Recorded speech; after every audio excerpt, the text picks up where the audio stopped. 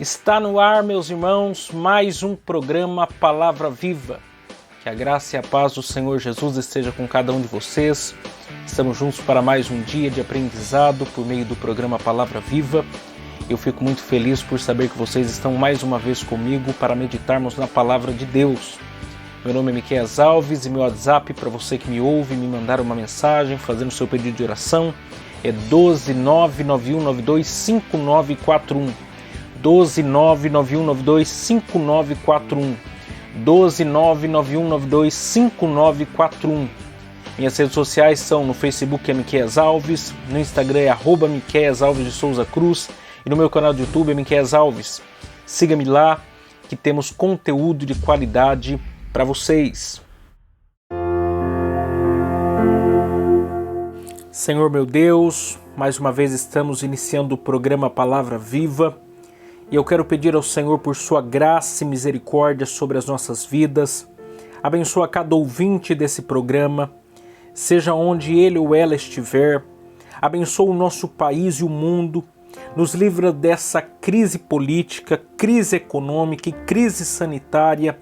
Dê sabedoria aos governantes para que eles possam saber o que fazer em meio a tudo isso que estamos enfrentando. Tem misericórdia de tantos que precisam do seu socorro, em nome de Jesus. Amém.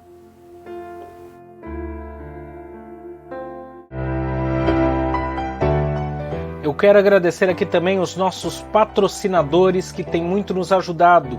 E você que me ouve e deseja ajudar a patrocinar esse programa de rádio, anunciando a sua empresa ou nos dando uma oferta voluntária, entre em contato comigo pelo contato 12991925941. 12991925941. 12991925941. Quero agradecer aqui o Pinda Bateria, situado na Avenida Doutor Fonte Júnior, 1149, Maria Áurea, Pindamonhangaba, São Paulo. Telefone é 12-3648-8135 ou 12-99191-3026. Bateria somente para carros a partir de R$ 150 com troca em até 3 vezes sem juros. Tratar com Neide Ramos ou Cláudio Bueno, nossos amigos e irmãos em Cristo. Como também quero agradecer a Marcearia Betel, situado na Rua Bulgária, 355 Pazim, Pindamonhangaba, São Paulo. Telefone é 12-98896-3701. E atenção lancheiros, produzimos o melhor pão de hambúrguer da cidade. Tratar com Wesley, meu amigo em Cristo. Quero agradecer também a Serralheria Venâncio. Telefone é 12-98222-2300. Tratar com Cláudio Venâncio para confecção de portão basculante, grade, portão de correr, cobertura de policarbonato e toldos. Quero agradecer também a Dona Maria Bolos e Salgados, situado na Avenida CTI 205, Bonfim, Taubaté, São Paulo. Telefone é 12-3624-2875 ou 12-992-305387. O Facebook é Dona Maria Bolos e Salgados, o Instagram é @Dona Maria Bolos e Salgados. O horário de funcionamento da loja física é de segunda a sábado, das 7 às 19 horas e domingo, das 11 às 14 horas, exceto datas comemorativas. Lá eles possuem bolos decorados, bolos secos, bolos fitness, salgados fritos e assados, doces tradicionais e personalizados e bolos temáticos com pasta americana. Quero agradecer também a Gileari Engenharia, situado na Galeria Barão Box 14, centro de Pindamonhangaba, São Paulo. Telefone é 12-98105-4725. Tratar com Eliel Ferreira, nosso amigo em Cristo, para a aprovação de projetos, desmembramento e unificação de lote.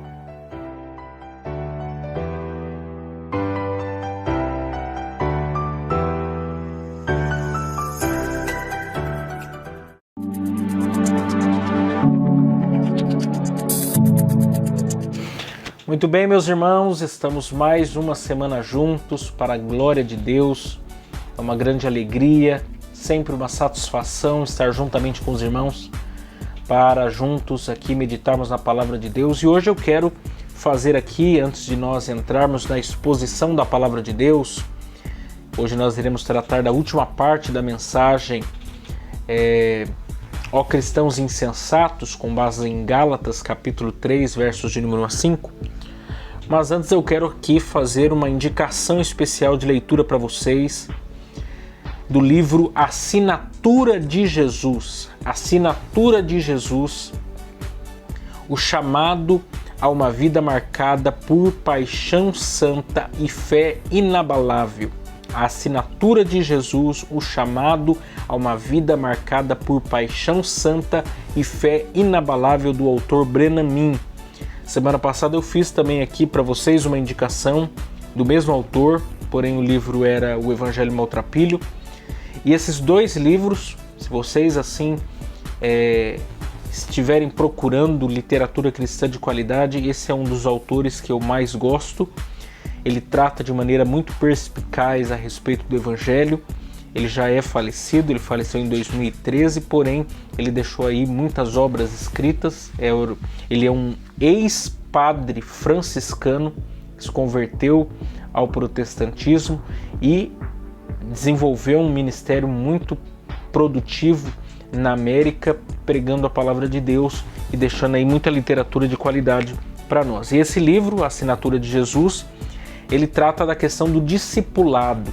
Então você que é um novo convertido ou mesmo um professor de escola dominical e deseja conteúdo de qualidade para tratar desse tema, é de extrema importância, é muito edificante e relevante. Tem um capítulo aqui, a espiritualidade pascal, falando do aspecto da verdadeira Páscoa, que retrata o que para nós hoje, para o cristianismo, é a ceia do Senhor, é a memória que nós temos do sacrifício de Cristo na cruz do Calvário, quando Jesus foi crucificado, e que também a Páscoa era um tipo, no Antigo Testamento, do que aconteceria no Novo Testamento por meio da pessoa de Cristo, a sua obra de redenção. E eu acho interessante que ele apresenta aqui 7 características da espiritualidade pascal. Por exemplo, no primeiro ponto aqui ele fala sobre a espiritualidade pascal é cristocêntrica, ou seja, é por meio de Cristo, com Cristo e em Cristo. Em segundo lugar, ele fala sobre a espiritualidade pascal é o fato de que ela tem consciência da comunidade do povo de Deus. Em terceiro lugar, ele fala sobre a espiritualidade pascal a terceira característica da espiritualidade pascal é que ela considera a natureza humana como decaída, mas redimida, imperfeita, mas essencialmente boa. Em quarto lugar, a espiritualidade pascal tem o selo da assinatura de Jesus. Em quinto lugar, a dimensão da espiritualidade pascal diz que ela é alegre e otimista. Em sexto lugar, temos que a espiritualidade pascal promove unidade sem uniformidade. E último, a espiritualidade pascal vê as pessoas como seres livres. Então aqui são vários aspectos muito edificantes, cada ponto aqui ele aprofunda. Fica aí então a minha dica para vocês de leitura. Com certeza vocês serão edificados com a leitura desse livro, Assinatura de Jesus, do Brennan.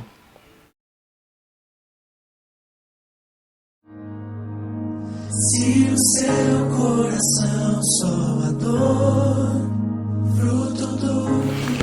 Então vamos partir para a exposição da Palavra de Deus. Hoje nós iremos meditar na quinta parte da mensagem, que tem por título Ó cristãos insensatos.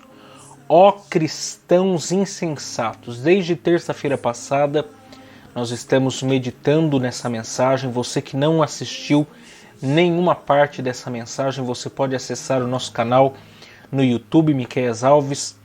Lá nós temos uma playlist, a playlist Programa Palavra Viva, e lá todos os nossos programas, todas as nossas mensagens estão salvas e você pode ouvir a qualquer momento, a qualquer horário. Você pode ouvir o nosso programa, a Palavra Viva. E hoje nós vamos concluir essa exposição, vamos concluir aquilo que nós estamos meditando segundo esse texto. O que acontece? Para você se situar aqui no que nós vamos meditar. Hoje nós meditaremos nos versos 3 e 4. Aliás, nos versos 4 e 5. Nós vimos anteriormente que a carta aos Gálatas, ela foi escrita pelo apóstolo Paulo depois que ele realizou essa viagem à região da Galácia, que compreende as cidades de Antioquia da Pisídia, Icônio, Listra e Derbe. Você pode encontrar o relato de cada uma das cidades atingidas pela pregação do Evangelho por meio do apóstolo Paulo, juntamente com Barnabé, lá em Atos, capítulo de número 13 e 14. E o que acontece? Ele pregou Cristo, ele pregou o Evangelho, ele pregou a salvação pela graça mediante a fé. Porém, em Atos, capítulo de número 15, e o versículo de número 1, diz que alguns judaizantes, isto é, judeus convertidos ao cristianismo, porém que ainda não haviam compreendido o que é de fato o cristianismo, o que é de fato a fé em Cristo, o que é de fato o Evangelho de Jesus Cristo, foram lá na região da Galácia e começaram a introduzir algumas práticas, algumas atividades, alguns ensinamentos contrários ao Evangelho de Jesus Cristo, aquilo que Paulo havia pregado. Porque enquanto Paulo havia pregado o Evangelho pela graça, mediante a fé, quer dizer, o sacrifício de Cristo como suficiente para a salvação do pecador, para a remissão de seus pecados, os judaizantes disseram, não, você pode crer em Cristo e deve crer em Cristo, porém, para vocês serem salvos de maneira plena, completa, vocês precisam também seguir a prática do judaísmo, ou seja, vocês precisam ser circuncidados, vocês precisam cumprir o calendário judaico, vocês precisam se abster de alguns alimentos e tantas outras coisas que eles começaram a introduzir as práticas daqueles cristãos novos convertidos, que era contrária ao Evangelho. Quer dizer, ele estava querendo dar uma ajudinha, querendo dar uma mãozinha para Deus, para aperfeiçoar, para santificar aquele povo. Quando na verdade nós cremos na salvação pela graça mediante a fé como suficiente para a salvação do pecador. Nós entendemos as obras como consequência da salvação e não como causa da mesma. Ou seja, nós somos salvos pela graça mediante a fé para as boas obras e não das boas obras para então sermos salvos. Porque senão isso é salvação pela graça. Então haveria meritocracia na nossa salvação. Então o sacrifício de Cristo seria inútil desde o princípio. E é isso que o apóstolo Paulo vai tratar em sua carta aos Gálatas. É isso que o apóstolo Paulo vai desenvolver nesses 6 capítulos que você encontra na carta aos Gálatas. No capítulo de número 3, a porção dos versos 1 a 5 que nós estamos meditando, Paulo fala de maneira muito dura aos Gálatas por conta desse desvio, por conta dessa perversão do Evangelho. E ele começou dizendo as seguintes palavras. Veja comigo, Gálatas capítulo 3, verso 1, que ele diz: Ó Gálatas insensatos, quem os enfeitiçou? Não foi diante dos seus olhos que Jesus Cristo foi exposto como crucificado? Isto é, vocês não têm bom senso? Afinal de contas, quando eu estive aí, quando eu preguei o Evangelho de Jesus Cristo, aí na região da Galácia, eu preguei a salvação pelas obras ou eu preguei o Evangelho de Jesus Cristo, a salvação pela graça mediante a fé? O que eu preguei aí? Eu não preguei o Evangelho? Eu não preguei Cristo e Cristo crucificado e vocês não creram nele para a salvação? Então por que agora vocês estão mudando de ideia? De modo que ele continua questionando. Gostaria de saber apenas uma coisa, foi pela prática da lei que vocês receberam o Espírito ou pela fé naquilo que ouviram? Isto é, vocês foram selados com o Espírito Santo veio habitar em vocês pelas muitas práticas, pelos costumes, pela prática da lei na sua minúcia, ou afinal de contas o Espírito Santo veio, habitou no coração de vocês e por isso que vocês vivem em santidade, e por isso que vocês são cristãos, e por isso que vocês foram salvos. Afinal de contas, começa por onde a salvação? Começa pela prática da lei ou pela ação do Espírito?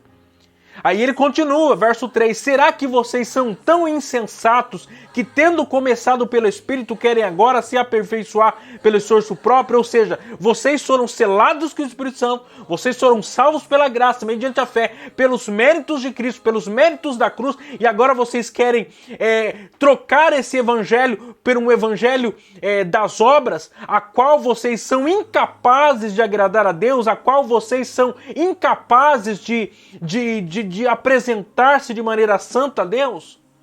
Quer dizer, Paulo é muito duro, Paulo usa argumentos muito duros para confrontar, para chamar a atenção dos Gálatas quanto àquilo que eles estavam crendo a respeito do Evangelho.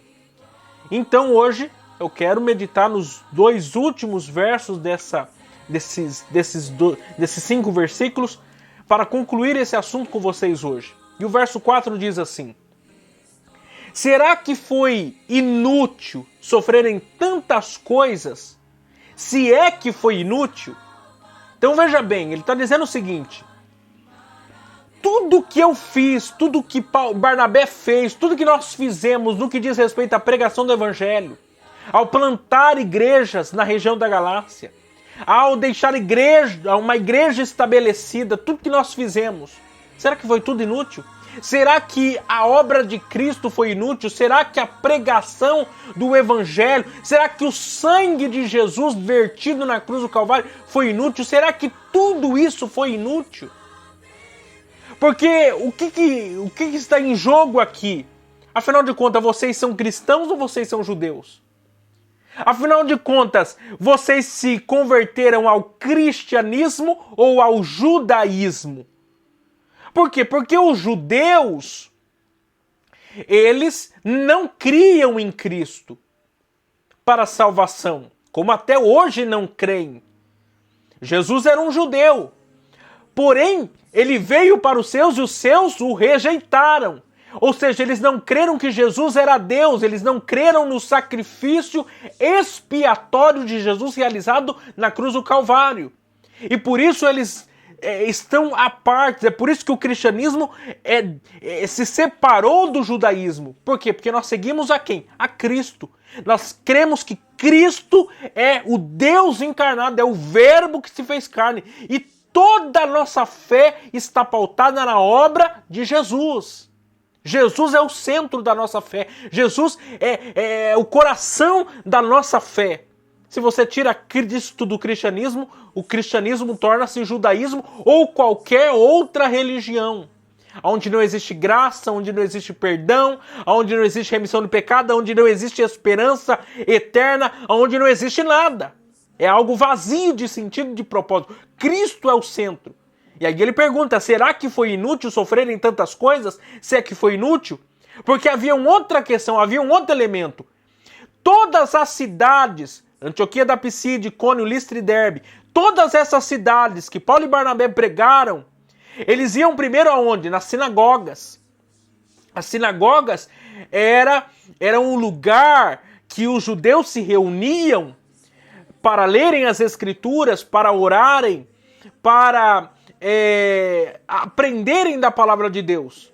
E de maneira muito estratégica, Paulo ele entrava nas sinagogas e expunha as escrituras e pregava o evangelho e apresentava Cristo no Antigo Testamento, que era a Bíblia que eles tinham em mãos. E alguns criam em Cristo como Salvador, e alguns criam em Cristo como o Messias, como o esperado, o prometido desde o Antigo Testamento. Mas outros não. E o que acontecia? Aqueles que não criam, os judeus que não criam, eles perseguiam os cristãos, inclusive levando muitos até mesmo à morte, como Paulo havia sido apedrejado, se eu não me engano, na cidade de Listra. Então ele diz assim, vocês sofreram, vocês foram perseguidos, vocês padeceram tantas coisas por causa de Cristo, por causa do nome de Cristo, e agora vocês estão trocando Cristo por qualquer outro evangelho? Eu não entendo isso. Existe alguma coisa muito errada, existe alguma coisa muito fora do lugar. Então aqui Paulo é muito duro. Será que foi inútil? Porque essa é a grande questão. Afinal de contas, tudo que nós estamos fazendo, o cristianismo que nós estamos vivendo, será que é inútil? Será que nós não temos capacidade de crer em Cristo? Será que nós estamos trocando Cristo por um outro evangelho? Porque essa é a pergunta que nós temos que nos fazer. Nós cremos em Cristo ou cremos em qualquer outra coisa? Porque Cristo que morreu na cruz, esse é o Cristo que nós cremos. Então nós não podemos substituir o evangelho verdadeiro de Jesus Cristo como se ele fosse inútil, como se ele fosse sem importância. E aqui o verso 5 diz assim: aquele que lhes dá o seu Espírito, opera milagres entre vocês, realiza essas coisas pela prática da lei ou pela fé com a qual receberam a palavra? Paulo ainda traz a ideia o seguinte: está acontecendo o que na igreja da Galácia? Milagres, prodígios, sinais, maravilhas. Mas aí ele questiona, isso acontece pela ação do Espírito Santo na vida de vocês? Porque vocês creram em Cristo e o Espírito Santo veio habitar em vocês, ou isso aconteceu pela prática da lei? Ou porque vocês foram circuncidados? Ou porque vocês começaram a seguir as práticas do judaísmo? Afinal de contas, quem está agindo aí por causa de quê? É o Espírito Santo que está agindo na vida de vocês? Ou o que está acontecendo aí é fruto das suas obras? Porque quem que lidera, quem que governa a igreja de Jesus Cristo é o Espírito Santo. É pela misericórdia e graça de Deus, é o Espírito Santo que governa, que dirige a sua igreja, que zela a sua igreja, que apresentará a sua igreja a Cristo. De modo que não existe cristianismo também sem o Espírito Santo como aquele agente na vida da igreja. E esse é um assunto delicado em nossos dias, porque nós vivemos numa geração que subentende, que pensa que os milagres, os prodígios e as maravilhas são a causa de todas as coisas na igreja. E na verdade não é. Pode haver milagre, pode haver cura, pode haver transformação, mas se não houver pregação do evangelho, se Cristo não for a mensagem principal, não vai adiantar nada. Porque se nós pensarmos, por exemplo, naqueles que viram sinais, prodígios e maravilhas quando o povo de Israel havia saído do Egito, quantas coisas fez o Senhor, viviam de milagre todo dia, era maná todo dia, era coluna de nuvem de dia, era coluna de fogo de noite, roupa não envelhecia.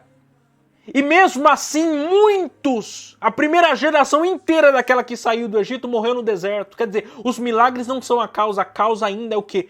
A nossa fé em Jesus Cristo, é o Evangelho de Jesus Cristo. Porque se mesmo não houver mais milagres, a certeza é o seguinte: Cristo e o seu sacrifício é o essencial. Porque o mais importante ele já fez por nós, que foi nos dar salvação, que foi nos dar remissão, que foi nos dar perdão de pecado. Essa é a principal mensagem a ser pregada. Aí Paulo pergunta, tudo o que está acontecendo no meio de vocês é por conta de quê? É por conta dos seus esforços? Não, é por conta do Espírito Santo, é por conta da obra de Cristo, é pela atuação do Evangelho na vida de vocês e na vida da igreja. Isso não pode ser substituído de hipótese alguma, porque senão nós caímos nos extremismos, senão nós caímos no legalismo. E precisamos então, a partir daí, voltar-nos ao Evangelho, porque é o Evangelho que nos sustenta, é o Evangelho que nos dá garantia de salvação. É Jesus Cristo quem dá garantia de salvação. Eu quero orar com você, crendo que você, ao ouvir essa palavra, pode entender com clareza o que é o Evangelho de Jesus Cristo. Talvez você que me ouve precisa se entregar para Jesus ainda hoje. E Jesus, ele é aquele que pode fazer coisas maravilhosas na sua vida, mas o principal, ele quer te dar salvação. Ele quer perdoar os seus pecados, ele quer escrever uma nova história na sua vida. Então entregue a sua vida para Jesus ainda hoje. Senhor, eu quero orar com este que está me ouvindo. Salva ele, a sua família. Dê nova perspectiva de futuro a ele em nome de Jesus. Amém. Meus irmãos, Deus abençoe vocês e até amanhã, se Deus assim nos permitir.